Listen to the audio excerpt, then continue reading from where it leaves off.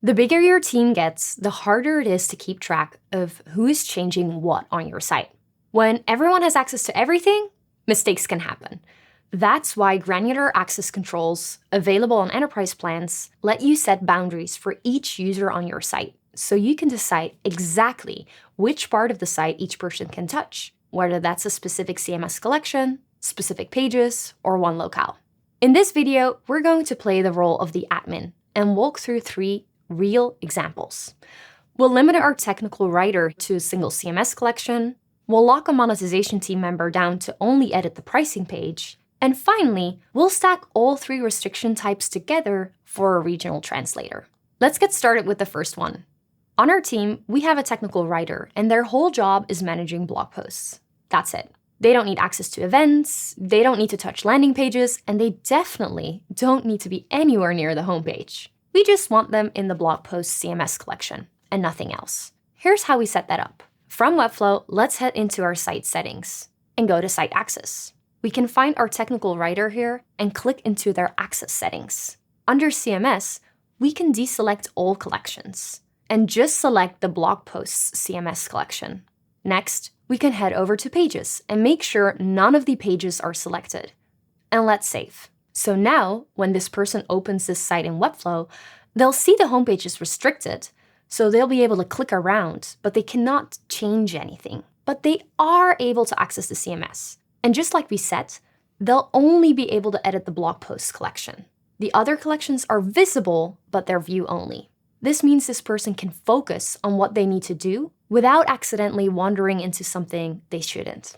That's the first use case. Use case number 2. Your monetization team needs to update the pricing page. Pricing changes, plans evolve, it happens.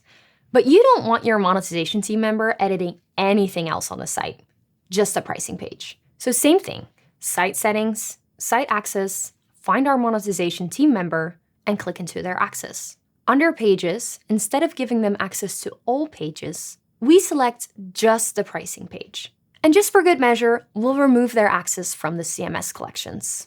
Now, when they open the site in Webflow, they'll see they can only edit content since they're a content editor, and the only page they can edit is pricing. Now they can make their updates when they need to, and we've removed the risk of them accidentally changing something on the site that has nothing to do with pricing. That's use case 2. Final part.